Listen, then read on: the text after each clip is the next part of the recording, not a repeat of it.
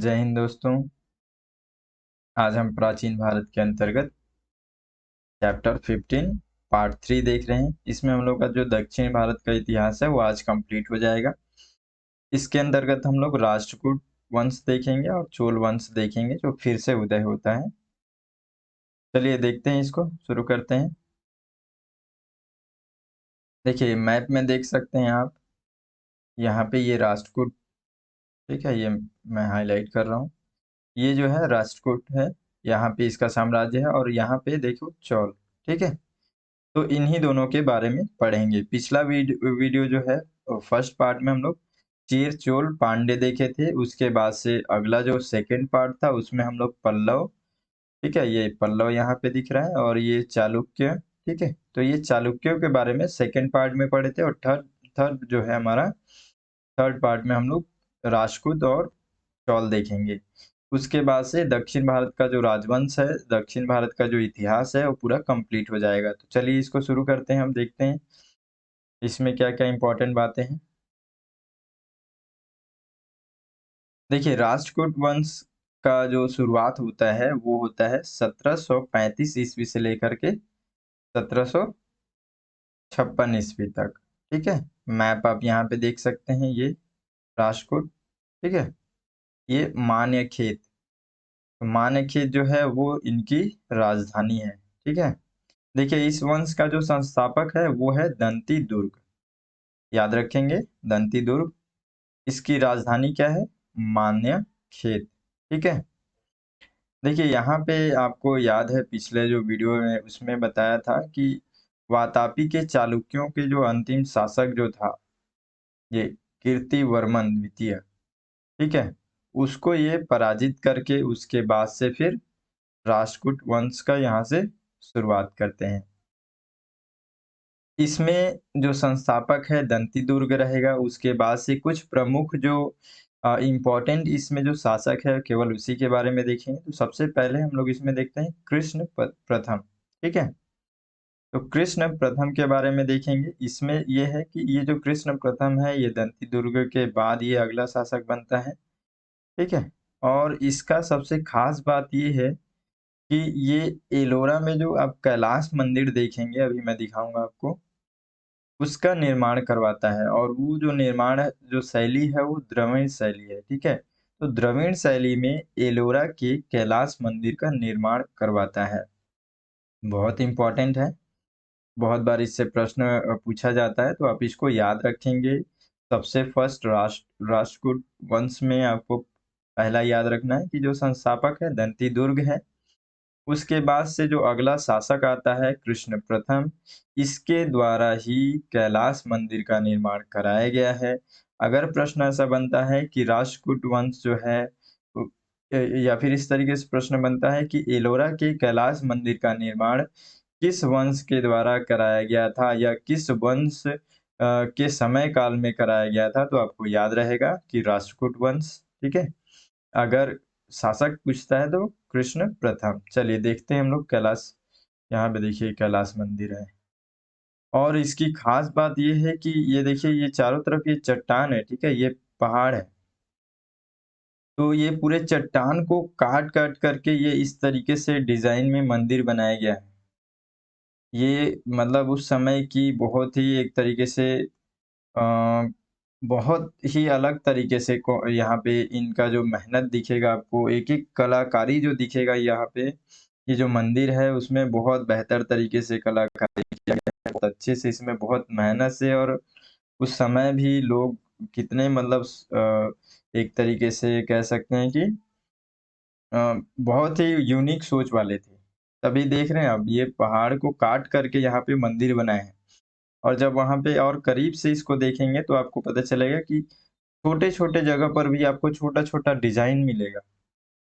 और वो डिज़ाइन भी जो है उसमें भी पत्थर उसको कैसे-कैसे काट करके उसका डिज़ाइन किस तरीके से बनाया हुआ है, तो ये भी एक सोचने वाली बात है, ठीक है। तो ये देखिए पूरा पत्थर, ये बीच में ये राउंडिंग जो है ये कटा हुआ है, और उसके बाद से जो है यहाँ पे पर्वत बनाया गया है, ठीक है। तो ये एलोरा का कैलाश मंदिर है। आप इस मंदिर को अच्छे से देख के थोड़ा-सा ध्यान रखेंगे कि ये जो है ये कैलाश मंदिर जो है वो राष्ट्रकूट वंश के द्वारा बनाया गया है।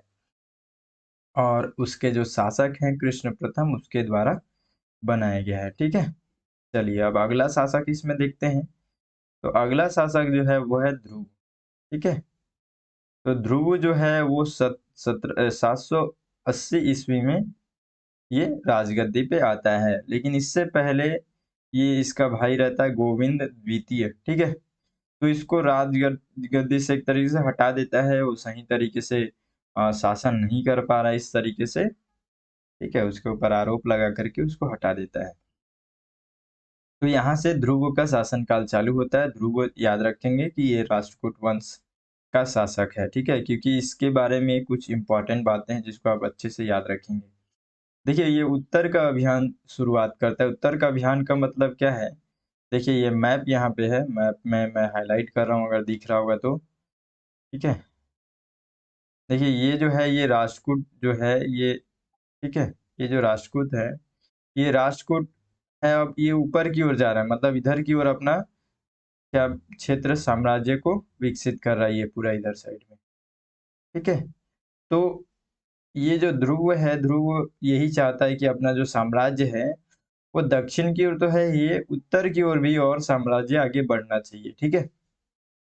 तो इसलिए ये एक अभियान चलाता है, यानी कि क्या करेगा, उत्तर की ओर आगे बढ़ते जाएगा, जितने भी राजा साम्राज्य बीच में आएंगे उन सभी को जीतते हुए जाएगा, ठीक है? तो ये इसका कॉन्सेप्ट रहता है। देखिए ये गंगा यमुना जो है उसका प्रतीक चिन्ह को अपना राजकीय चिन्ह भी बनाता है, ठीक है? तो इसके बारे में 2-3 बातें स्पष्ट याद रखेंगे, अच्छे से याद रखेंगे उसको, ठीक है? तो ये हो गया कि वो जो गंगा यमुना नदी जो है उसका प्रतीक चिन्ह को ये राजकीय चिन्ह बनाता है। प्लस ध्रुव ही पहला शासक था जिसने कन्नौज पर अधिकार करने के लिए त्रिपक्षीय संघर्ष करता है, ठीक है? त्रिपक्षीय संघर्ष करता है और इसमें प्रतिहार नरेश जो है वत्सराज, ठीक है? प्रतिहार कहाँ पे है ये देखिए मैप में आपको दिखा रहा हूँ। ये ड्रॉ करके दिखाता हूँ, देखिए ये है प्रतिहार, ठीक है? त्रिपक्षीय यहाँ पे संघर्ष का मतलब क्या है कि ये अपना मैप है, ठीक है? ये जो है अ, 1 मिनट में इसका कलर चेंज करता हूँ। देखिए ये जो है ये राष्ट्रकूट जो है ये इसका साम्राज्य यहाँ पे है, ठीक है? एक साम्राज्य इधर साइड में आप देख रहे हैं ये पाल साम्राज्य, ठीक है? यहाँ पे और एक इधर साइड में है प्रतिहार। तो ये तीनों आपस में संघर्ष करते हैं, ठीक है? अपने साम्राज्य को आगे बढ़ाने के लिए जिसमें कौन जीतता है? राष्ट्रकूट, ठीक है? और उसका शासक कौन-सा है? ध्रुव। तो ये यहाँ पे अपने साम्राज्य को इन दोनों से जीतता है। देखिए यहाँ पे क्या है वत्सराज जो है इससे प्रतिहार का ये क्षेत्र जीत लेता है और फिर ये पाल नरेश धर्मपाल जो है इससे पूरा गंगा यमुना का जो ये पूरा क्षेत्र जो है ये पूरा गंगा यमुना का ही क्षेत्र है ना, ये पूरा क्षेत्र को जीतता है। इसके लिए ये बहुत इम्पोर्टेंट जो है ना ये जो ध्रुव के बारे में जो है शासन काल में द्विपक्षीय संघर्ष को आप याद रखेंगे, ठीक है? देखिए ये जो है ध्रुव जो है उसको यहाँ पे धारा वर्ष के नाम से भी जाना जाता है। तो कौन से शासक को धारा वर्ष के नाम से जाना जाता है? तो याद रखेंगे ध्रुव। आगे देखते हैं हम। ध्रुव का शासनकाल खत्म हो गया यहाँ से। अब गोविंद यहाँ पे तृतीय देखेंगे। इसके अंतर्गत छोटा सा चीज है, बस इतना याद रखेंगे कि पल्लव, पांड्य और केरल प्रतिहार और गंग शासकों को ये भी पराजित किया रहता है। उसके अलावा इसमें ऐसा कुछ खास नहीं है, तो हम लोग इसके बारे में उतना ज़्यादा नहीं पढ़ेंगे। लेकिन हाँ, अमोघ वर्ष को हम लोग को पढ़ना है अच्छे से। कुछ 2-4 पॉइंट जो है उसको अच्छे से याद रखना है। अमोघ वर्ष हम लोग पिछले क्लासेस वगैरह में भी हम लोग पढ़े होंगे, याद होगा तो आपको, ठीक है? तो अमोघ वर्ष जो है वो है गोविंद तृतीय का पुत्र, ठीक है? जस्ट इसी के अगला ये पुत्र जो है वो शासक बनता है और ये राष्ट्रकूट वंश का सबसे महान शासक भी माना जाता है और ये जैन धर्म का अनुयायी भी है ना? जैन धर्म को ये मानता है। तो ये सारी बातें आप याद रखेंगे अमोघ वर्ष के बारे में, ठीक है? और ये जो है इसका जो गुरु है जैन गुरु, उस गुरु का नाम है यहाँ पे ये जिनसेन, ठीक है? तो जिनसेन जो है वो अमोघ वर्ष का यहाँ पे गुरु है। अगर इस तरीके से प्रश्न आता है कि जिनसेन निम्नलिखित में से किस शासक के समकालीन थे? तो आपको याद रखना है कि अमोघ वर्ष के समकालीन थे। चलिए आगे देखते हैं इसी में। देखिए जो अमोघ वर्ष है ये एक महान विद्वान भी था, ठीक है? तो महान विद्वान भी था ये, आपको याद रखना है इसमें। प्लस कन्नड़ भाषा में ये एक काव्य ग्रंथ जो कवि राजमार्ग नाम से रचना भी करता है। एक काव्य ग्रंथ का रचना भी करता है ये खुद अमोघ वर्ष, ठीक है? और इसके काव्य ग्रंथ का नाम क्या होता है? कवि राजमार्ग। तो याद रखेंगे आप इसको, कवि राजमार्ग किस शासक के द्वारा लिखा गया है? तो अमोघ वर्ष के द्वारा लिखा गया है। उसके बाद से अमोघ वर्ष जो है वो तुंगभद्रा नदी में जल समाधि ले लेता है। तो इस तरीके से उसका भी शासनकाल समाप्त होता है। तो इसके बारे में आप ये याद रखेंगे कवि राजमार्ग, ठीक है? और एक महान विद्वान भी था अमोघ अमोघ वर्ष। तो इसके बारे में इतना पॉइंट याद रखेंगे। आगे देखते हैं अगला शासक। अगला शासक यहाँ पे है कृष्ण तृतीय। इसके ये जो है इसका जो शासन काल है ये भी बहुत इंपॉर्टेंट है इसका शासन काल। तो इसमें देखते हैं हम लोग राष्ट्रकूट वंश का ये सबसे प्रतापी राजाओं में से एक था ये। और इसका जो ये अपना खुद उपाधि भी रखा हुआ है अकाल वर्ष, ठीक है? तो अकाल वर्ष आप याद रखेंगे ये कृष्ण तृतीय राष्ट्रकूट वंश के अंतर्गत कृष्ण तृतीय जो है उसी का उपाधि है अकाल वर्ष, ठीक है? तो अकाल वर्ष याद रखेंगे। और कृष्ण तृतीय के शासन काल में सबसे मोस्ट इम्पोर्टेंट है ये प्रश्न आता है कि तक्कोलम, ठीक है? ये तक्कोलम जो है तक्कोलम का युद्ध बहुत ज़्यादा यहाँ पे इम्पोर्टेंट है। ये जो युद्ध होता है वो चोल शासक के साथ होता है यहाँ पे। तो आप याद रखना है आपको, ठीक है? ये चोल शासक जो है चोल शासक ये प्रांतक जो है प्रांतक को पराजित करता है। तो आपको ये याद रखना है यहाँ पे कृष्ण तृतीय के शासन काल में जो है तक्कोलम का युद्ध होता है, ठीक है? जिसमें चोल शासक जो प्रांतक है प्रांतक प्रथम उसको ये पराजित करता है, ठीक है? तो इस तरीके से प्रश्न कभी आता है कि तक्कोलम का जो युद्ध है वो किन दो वंशों के बीच में हुआ था, ठीक है? तो आपको याद रखना है चोल एवं राष्ट्रकूट, ठीक है? आगे देखते हैं इसी के दरबार में एक कन्नड़ भाषाई कवि पुण्य रहा करते थे, ठीक है? यानी कि जो पुण्य है ये एक कन्नड़ कवि हैं और इनका जो रचना है वो है शांति पुराण। तो शांति पुराण किनके द्वारा रची गई है? तो आपको याद रखना है पुण्य, ठीक है? तो अब हमको देखना ये जो कृष्ण तृतीय है इनके बारे में क्या-क्या इम्पोर्टेंट है उसको थोड़ा-सा ध्यान रखेंगे। एक है ये अकाल वर्ष उपाधि, ठीक है? तक्कोलम का जो युद्ध है इसको याद रखना है, ठीक है? प्लस आपको याद रखना है पुण्य। पुण्य किसके समकालीन थे आपको याद रहेगा? कृष्ण तृतीय, ठीक है? राष्ट्रकूट वंश। किसके दरबारी कवि थे तो भी आपको याद रहेगा, ठीक है? तो इस तरीके से अगर प्रश्न थोड़ा बहुत घूमता है तो आपको ध्यान रखना है उसको, ठीक है? ये आखिरी अंतिम शासक है राष्ट्रकूट वंश का कर्क द्वितीय, ठीक है? तो कर्क द्वितीय जो है वो राष्ट्रकूट वंश का ये अंतिम शासक है। ये अयोग्य शासक था तो इसके बारे में कुछ ऐसा खास नहीं है, ठीक है? और इसकी हत्या जो है वो तैलब द्वितीय ये कर देता है। और हम लोग पहले पढ़े थे इसमें कल्याणी चालुक्य जो है उस वंश की स्थापना करता है। तो ये इस तरीके से जो है हमारा ये राष्ट्रकूट वंश का ये कंप्लीट हो जा रहा है, ठीक है? थोड़ा बहुत आपको इसमें परेशानी हो रहा होगा कि कुछ जो शासक हैं उनका लिंक नहीं जुड़ रहा है। क्योंकि यहाँ पे बहुत सारे शासक हुए हैं, ठीक है? बहुत सारी इसमें कहानियाँ हैं, थोड़ा ऊटपटांग है। इसलिए हर चीज़ का एक जुड़ाव फ़ील नहीं हो रहा होगा, लेकिन फिर भी आप थोड़ा-सा ध्यान रखेंगे, कोशिश करेंगे याद रखने का तो हो जाएगा, ठीक है? देखिए यहाँ पे मैं एक बार और थोड़ा-सा शॉर्ट में आपको बता देता हूँ।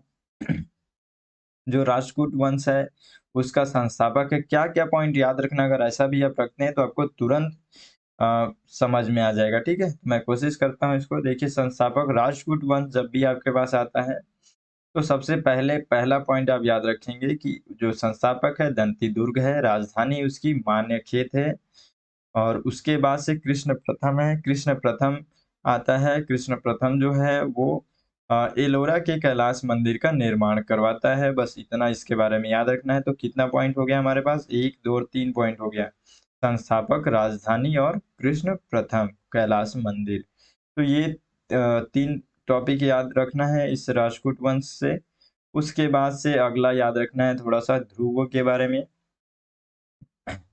जो कि यहाँ पे त्रिपक्षीय संघर्ष करता है, ये इसके शासनकाल में होता है, ठीक है? और जो है गंगा यमुना के जो प्रतीक चिन्ह है उसको ये अपना राजकीय चिन्ह बनाता है, ठीक है? और जिसमें आपको याद रखना है कि जो ये प्रतिहार डायनेस्टी है और पाल जो डायनेस्टी है, इन दोनों को ये एक तरीके से ये यहाँ पे पराजित करता है। तो इसलिए ये थोड़ा-सा इम्पोर्टेंट हो जाता है, इसको ध्यान रखना है।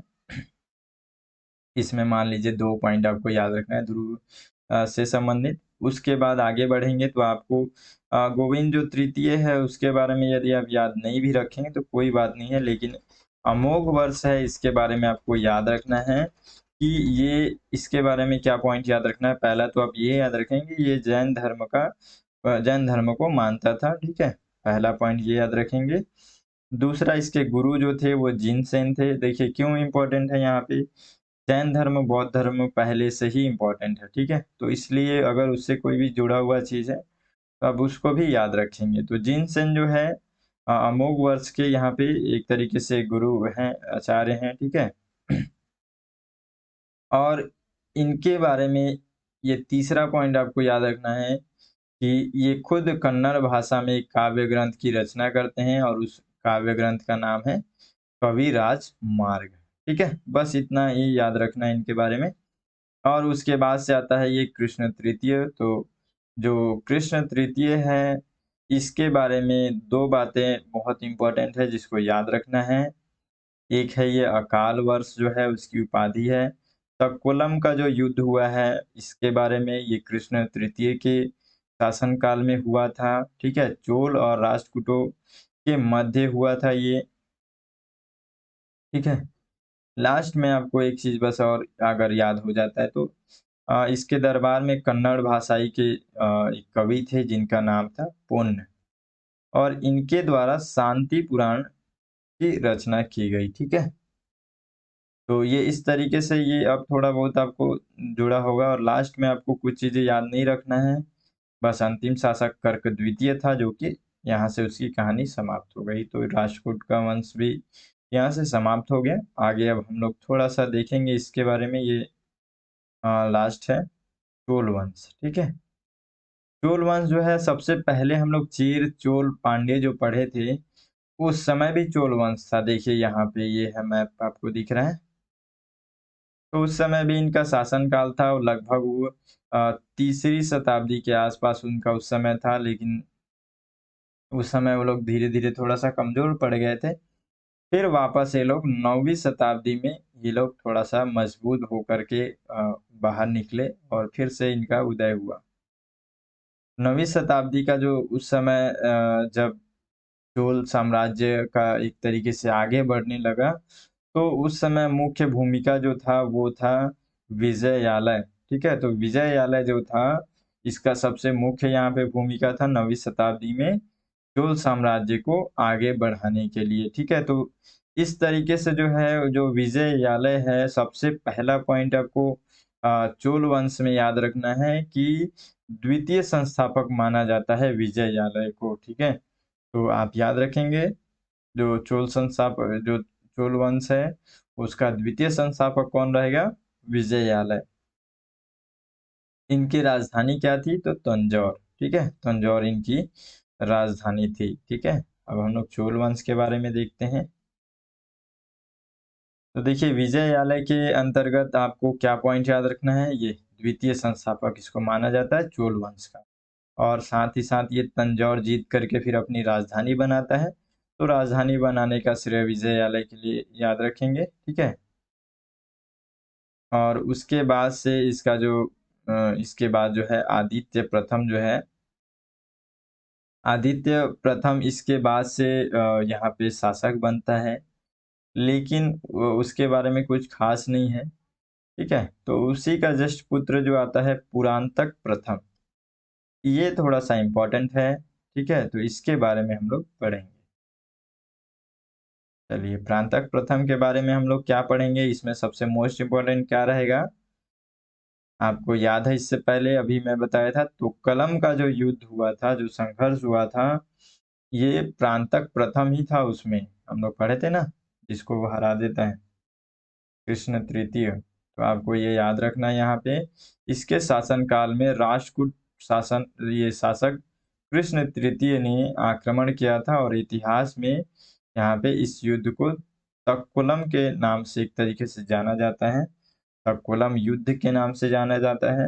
तो ये इतना, अगर जो राष्ट्रकूट और चोल वंश में अगर कुछ चीज ना याद रहे तो ये भी याद रखेंगे तो भी बहुत काम आ जाएगा, ठीक है। तो यहाँ पे इन दोनों के बीच में युद्ध हुआ था, प्रांतक प्रथम ने, यहाँ पे युद्ध तो हुआ, यहाँ पे तो हार गया। उसके बाद से फिर प्रांतक प्रथम जो है वो पांड्य शासकों से भी यहाँ पे युद्ध करता है, जिसमें ये राजसिंह द्वितीय को पराजित करता है, और उसके बाद से इनको पराजित करके मदुरई पे कब्जा कर लेता है, ठीक है। और उसके बाद से ये जो अपना एक तरीके से उपाधि धारण करता है इस जीत के बाद से, मदुरै कोंड, ठीक है। तो मदुरै कोंड किसकी उपाधि है, तो याद रखेंगे आप, प्रांतक प्रथम की, ठीक है। आगे बढ़ते हैं, क्या याद रखेंगे प्रांतक प्रथम के बारे में, दो बातें ज्यादा अच्छे से याद रखेंगे, एक तो कलम का युद्ध और दूसरा मदुरै कोंड। मदुरै कोंड क्यों नाम रखा था, आपको बस इतना क्लियर हो जाएगा अगर आप मदुरै मदुरै कोंड करके नाम आप याद रखते हैं तो। उसके बाद से अगला शासक आता है यहाँ पे राज प्रथम, ठीक है। मोस्ट इम्पोर्टेंट इसमें ये है, इसमें दो तीन बातें आपको याद रखना है। ये चोल वंश का सबसे महान शासक है, ठीक है, और ये शैव धर्म को मानता है, ठीक है। और ये जो है, ये जो राज प्रथम है, ये श्रीलंका पर आक्रमण करता है, और उसकी जो आखिरी जो उत्तर का जो क्षेत्र है, उत्तरी क्षेत्र पे ये एक तरीके से कब्जा कर लेता है। तो मतलब इसका मतलब क्या है कि हमारे देश में नहीं है श्रीलंका, उस ओर भी वो आगे बढ़ता है, ठीक है, और उसका उत्तरी क्षेत्र को जीत लेता है। और तंजौर में जो है ये राजराज प्रथम सबसे मोस्ट इम्पोर्टेंट है, बृहदेश्वर मंदिर का निर्माण करवाता है, बहुत इम्पोर्टेंट है। देखिए यहाँ पे चित्र देखिए, ये देख रहे हैं, ये लगभग ये 9वीं शताब्दी या फिर 9वीं शताब्दी का आप इसको मान सकते हैं, ठीक है। 1850 ईस्वी का है, तो 9वीं 10वीं शताब्दी का आप मान सकते हैं इसको। उस समय का यदि आप कलाकृति देखेंगे, उस समय के लोगों का मेहनत देखेंगे, आप देख रहे हैं इस समय इतना भी ज़्यादा उनके पास साधन नहीं होगा, लेकिन उनका जो बनाने का ये मेहनत देख रहे हैं, ये हर जगह पे आपको दिखेगा, ये बनाने का उनका टेक्निक्स देख रहे हैं, ठीक है। छोटा-छोटा कॉर्नर में भी आपको छोटे-छोटे चित्र मिलेंगे, ठीक है, उसमें पूरा नक्काशी किया हुआ, बहुत अच्छे से बनाया हुआ, बहुत अच्छे से यहाँ पे डिज़ाइन किया हुआ। तो काफ़ी अच्छे से ये लोग, मतलब उस समय भी बहुत ही ज़्यादा मेहनत से इस तरीके से ये मंदिर वगैरह का निर्माण करते थे। ये अभी भी ये कितना अद्भुत लगता है देखने का, इस समय इतना समय हो जाने के बाद भी। ठीक है, तो आपको याद रखना है कि जो जो राजराज प्रथम है, वो बृहदेश्वर मंदिर का निर्माण करवाता है तंजौर में, ठीक है? सबसे मोस्ट इम्पोर्टेंट इसके बारे में ये बात याद रखना है। उसके बाद से आ गया अगला राजेंद्र प्रथम। तो राजराज प्रथम के बारे में क्या याद रखेंगे? 2 बातें अगर आप किसी भी हालत में याद रखेंगे, बाकी भूल जाए तो भी चलेगा। श्रीलंका का उत्तरी क्षेत्र को जीत लेता है, और दूसरा ये है कि बृहदेश्वर जो मंदिर है, उसका निर्माण करवाता है। तो ये 2 बातें राजराज प्रथम के बारे में आपको याद रखना है। अगला शासक यहाँ पे आएगा राजेंद्र प्रथम। तो इसके अंदर क्या खास बात है इसमें देखते हैं हम लोग इसको। ठीक है, 2-3 पॉइंट इसमें भी याद रखना है, बहुत इंपॉर्टेंट है। जो राजेंद्र प्रथम है, इसका जो है खास बात इसमें एक चीज़ याद रखना है कि ये जो है ना चोल जो साम्राज्य है ना, ये उसको बहुत ज़्यादा एक तरीके से उसको विस्तृत करता है, यानी कि उसको फैलाने का बहुत मुख्य भूमिका है। देखिए, आप दोनों को अगर लिंक जोड़ के आप याद रख सकते हैं, ठीक है? एक जो यहाँ पे ये जो राजराज प्रथम है और एक है राजेंद्र प्रथम, ठीक है? तो दोनों में देखिए थोड़ा बहुत का अंतर आ रहा है नाम का। और आप यहाँ पे देखिए, मैं अभी जस्ट आपको बताया था कि ये श्रीलंका का क्या है, उत्तरी क्षेत्र को जीत लेता है। लेकिन जो राजेंद्र प्रथम है, ये पूरा श्रीलंका को ही जीत लेता है, ठीक है? तो ये थोड़ा-सा इसमें डिफरेंट है और सर्वाधिक विस्तार इस तरीके से माना गया है, मतलब आप समझ सकते हैं यहाँ पे इनके पास उस समय बहुत ही अच्छे साधन भी होंगे, तभी जाकर के वो श्रीलंका तक चले गए। अब कोई एक आदमी यहाँ का जो राजेंद्र प्रथम है, वो राजा ही तो नहीं चला जाएगा। अच्छे खासे नाव वगैरह, पोर्ट वगैरह इनका बहुत अच्छा व्यवस्था होगा, तभी तो ये लोग अपने स्थान से दूसरे जगह पूरा आप समुद्र देखे हैं, है ना? तो वो पूरा समुद्र हिंद महासागर का, और उस जगह पे वो लोग कैसे चले गए और श्रीलंका जा कर के वहाँ पे श्रीलंका को पूरा जीत लिए, है ना? तो उस समय कहीं न कहीं इनके पास बहुत अच्छा व्यवस्था होगा, सारी चीज़ें। बहुत ज़्यादा एक तरीके से विकसित भी होंगे, तभी उतना कर पाए हैं। तो आप याद रखेंगे राजेंद्र प्रथम जो है, ये पूरा श्रीलंका को जीत लेता है यहाँ पे। और फिर यहाँ ये एक नया राजधानी बनाता है, गंगैकोंड ये चोलपुरम, ठीक है? गंगैकोंड चोलपुरम। तो ये जो है राजेंद्र प्रथम जो है, ये अपनी नई राजधानी फिर इसको बनाता है। अब यहाँ पे जो राजेंद्र प्रथम जो है, एक चीज़ और करता है कि सुमात्रा इंडोनेशिया देखे होंगे।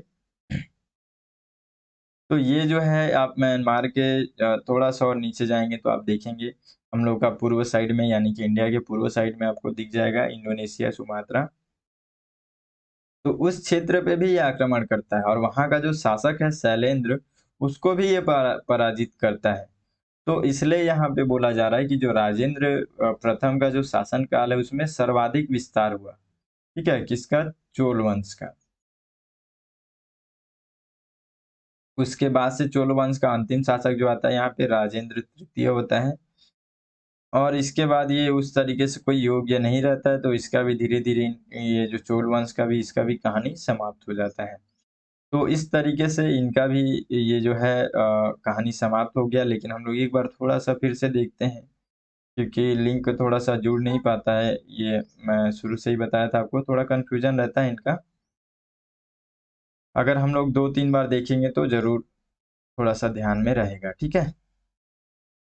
क्या-क्या पॉइंट आपको याद रखना है यहाँ पे?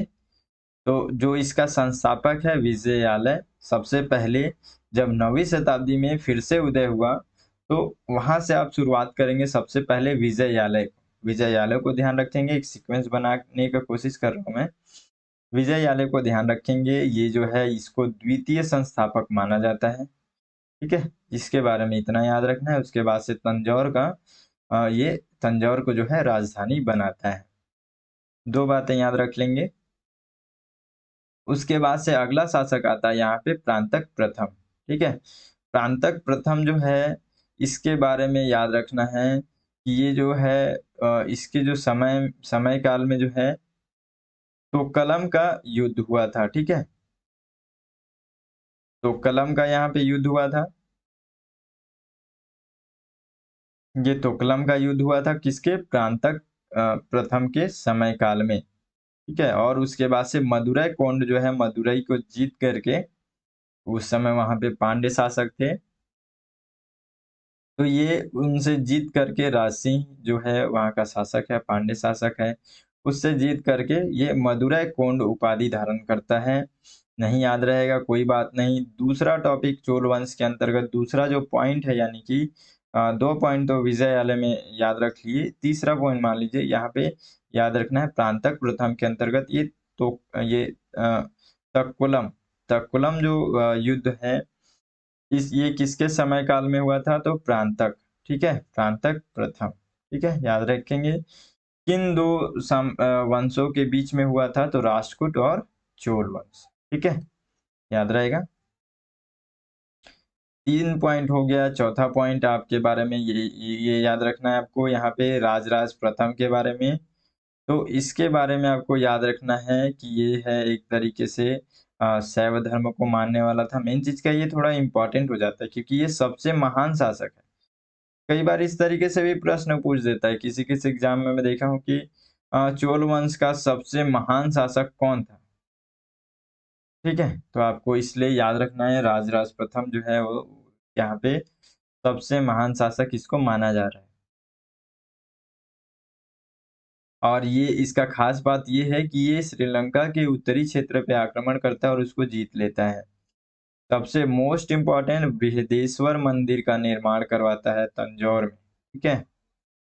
तो ये राजराज प्रथम के बारे में याद रखेंगे इतनी बातें। उसके बाद से आता है राजेंद्र प्रथम। राजेंद्र प्रथम के समय काल में जो है चोल वंश का बहुत ही सर्वाधिक एक तरीके से विस्तार होता है। पूरा श्रीलंका को ये जीत लेता है, खास बात ये है। और उसके बाद से गंगेकोंड चोलपुरम जो ये राजधानी है, ये नई राजधानी बनाता है अपना। और सुमात्रा जो इंडोनेशिया है अभी में, वहाँ पे वहाँ का जो शैलेंद्र करके नाम वहाँ पे शासक होता है, उससे भी ये युद्ध करता है और वहाँ उसको भी पराजित कर देता है। तो ये बस इतना बातें चोल वंश के बारे में आप याद रख लेंगे, ठीक है? देखिए आगे अब लास्ट ये हमारा यहीं पे समाप्त हो गया है। थोड़ा-सा ये भी एक इम्पोर्टेंट है, यूपीएससी के भी एग्ज़ाम में ये पूछा गया था। तो आप ध्यान रखेंगे कि ये अलवर है और नैनार है। ये जो हैं ये दक्षिणी क्षेत्र के एक तरीके से संत भक्ति आंदोलन के समय के संत माने जाते हैं। तो इन दोनों के बारे में 2-4 पॉइंट याद रखना है। देखिए ये जो है दक्षिण भारतीय भक्ति आंदोलन के 2 अलग-अलग संप्रदाय थे। ये संप्रदाय से संबंधित थे और ये मुख्य रूप से 5वीं से 10वीं शताब्दी के बीच तमिल क्षेत्र से जुड़े थे, ठीक है? अब इनमें कुछ-कुछ खास बातें हैं। देखिए जो अलवर जो हैं ये जो हैं भगवान विष्णु को मानने वाले हैं, जबकि नैनार जो है यहाँ पे नैनार जो है भगवान शिव को मानने वाले लोग हैं, ठीक है? तो इन दोनों में थोड़ा-सा डिफ़रेंस भी याद रखेंगे और उनके विभिन्न अवतारों को समर्पित 12 संतों का एक समूह था ये। और यहाँ पे क्या है जो शिव हैं इनके विभिन्न अवतारों को समर्पित करके यहाँ पे ये 63 संतों का एक समूह था। अलवर संत जो हैं इनकी साहित्यिक कृतियों ने एक ऐसी संस्कृति को जन्म दिया जो कि कर्मकांड उन्मुख वैदिक परंपरा के खिलाफ थी।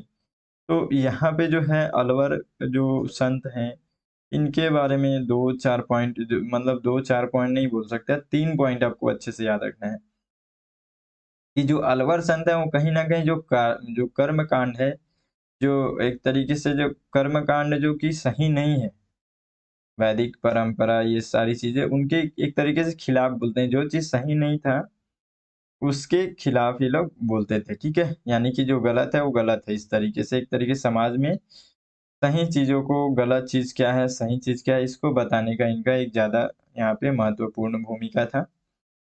साथ ही साथ जो अलवर संत है, ये लोग भक्ति को एक तरीके से मोक्ष का माध्यम मानते थे। तो अलवर संतों के बारे में 3 बातें याद रखना है।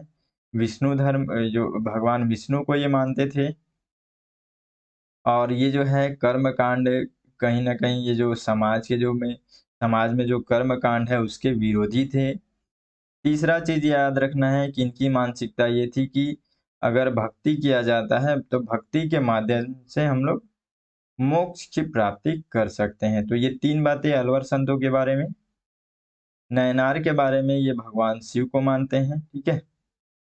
और नैनार जो संत होते हैं वे विविध सांस्कृतिक पृष्ठभूमि से थे।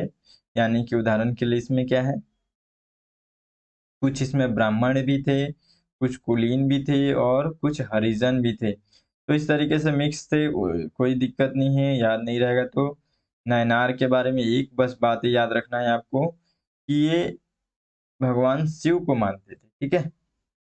तो ये इतनी बातें याद रखेंगे, तो ये आप हमारा जो दक्षिण भारत का इतिहास है वो कंप्लीट हो गया है। इसमें कुछ प्रश्न है, उस प्रश्न को हम लोग देख लेते हैं और अच्छे से हम लोग को समझ में आएगा। ठीक है, तुरंत फास्ट देख लेते हैं इसको। पूरे श्रीलंका पर विजय प्राप्त करने वाला चोल वंश का सबसे प्रतापी राजा था, कौन था? एसएससी 2013 और यूपीपीसीएस 2015 में पूछा गया प्रश्न है।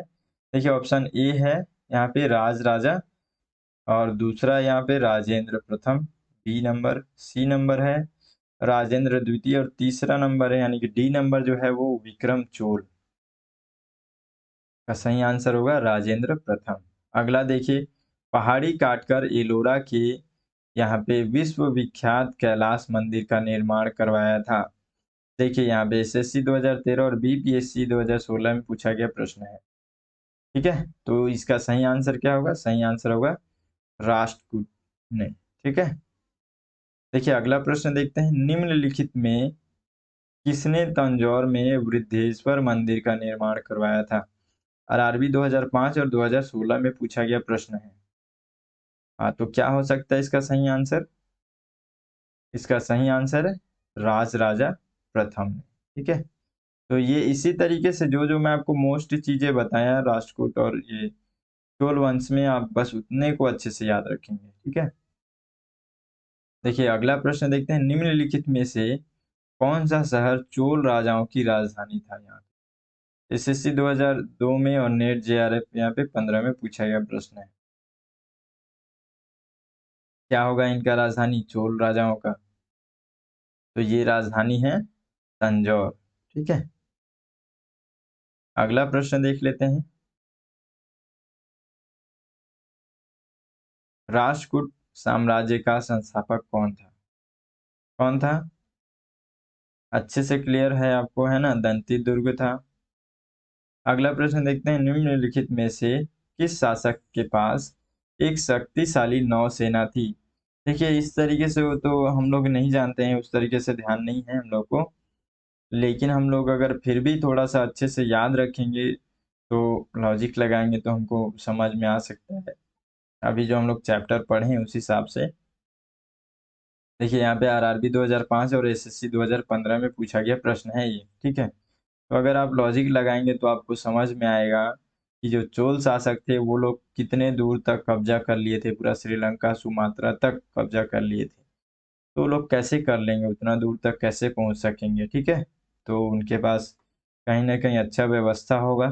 ठीक है, अच्छी नौसेना होगी इसलिए चले गए होंगे। तो फिर इसका सही आंसर होगा चोल शासक। ठीक है, अगला प्रश्न देखते हैं, दक्षिणी भारत का तोक्कलम का युद्ध हुआ था। ये देखिए यूपीपीसीएस 2015 में पूछा गया प्रश्न है। इसमें ऑप्शन देखिए, ऑप्शन ए है चोल एवं उत्तर चालुक्यों के मध्य, बी है चोल एवं राष्ट्रकूटों के मध्य, सी है चोल एवं होयसल के मध्य, और डी है चोल एवं पांड्यों के मध्य। तो क्या सही आंसर होगा? सही आंसर होगा चोल एवं राष्ट्रकूटों के मध्य। अगला प्रश्न है, एलोरा गुफाओं का निर्माण करवाया था किसने? एनटीपीसी 2016 में ये प्रश्न पूछा गया है। तो किसने करवाया था एलोरा गुफाओं का निर्माण? राष्ट्रकूटों ने करवाया था। ठीक है, चलिए अगला देखते हैं प्रश्न, यहाँ पे राष्ट्रकूटों को किसके द्वारा उखाड़ फेंका गया था? तो क्या होगा इसका सही आंसर? राष्ट्रकूटों, लास्ट में जो हम लोग राष्ट्रकूट का लास्ट देखे थे कौन था? सैलव द्वितीय। ठीक है, सैलव द्वितीय लास्ट में ये अंत करता है इस साम्राज्य का। अगला प्रश्न देखते हैं, यहाँ पे नवीं शताब्दी में निम्नलिखित में से किसके द्वारा चोल साम्राज्य की नींव रखी गई? ठीक है, तो किसके द्वारा रखा जाएगा यहाँ पे? विजयालय। याद रखेंगे यहाँ पे तीसरी शताब्दी दे सकता है। ठीक है, तो 9वीं शताब्दी यहाँ पे दिया इसलिए विजयालय होगा, तो आप यहाँ थोड़ा ध्यान रखेंगे। अगला यहाँ पे प्रश्न देखते हैं, एलोरा में गुफाओं व शैलकृत शैलकृत मंदिरों का संबंध है केवल? ऑप्शन ए बौद्धों से, बी बौद्धों एवं जैनों से, सी हिंदुओं एवं जैनों से, डी हिंदुओं बौद्धों और जैनों से। तो याद रखेंगे इसका सही आंसर होगा हिंदू, बौद्ध और जैन तीनों से। ठीक है, यहाँ पे ये दिख रहा है आपको, एलोरा की ये गुफा है। तो इसमें तीनों धर्मों की यहाँ पे एक तरीके से आपको अ, गुफा और शैलकृत देखने को मिलेंगे। अगला प्रश्न देखिए, तंजौर का बृहदेश्वर मंदिर, राजराजेश्वर मंदिर जिसको कहते हैं, जो बृहदेश्वर मंदिर है उसको राजराजेश्वर मंदिर भी कहते हैं। ठीक है, तो किस देवता को समर्पित है?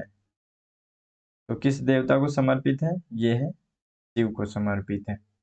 ठीक है, तो इस तरीके से ये जो है हमारा दक्षिण भारत का जो इतिहास है ये कंप्लीट हो गया है। फिर हम लोग का एक तरीके से जो है हमारा जो प्राचीन भारत है ये कहीं न कहीं कंप्लीट हो गया है। कुछ और एक एक वीडियो और आएगा इसका, इसमें जो फैक्ट रहेंगे कुछ-कुछ चीज़ें, उन सभी को हम लोग इसमें देख लेंगे। ठीक है, उसके बाद से हम लोग मध्यकालीन भारत की ओर आगे बढ़ेंगे। ठीक है, मिलते हैं फिर अगले वीडियो में, तब तक के लिए जय हिंद।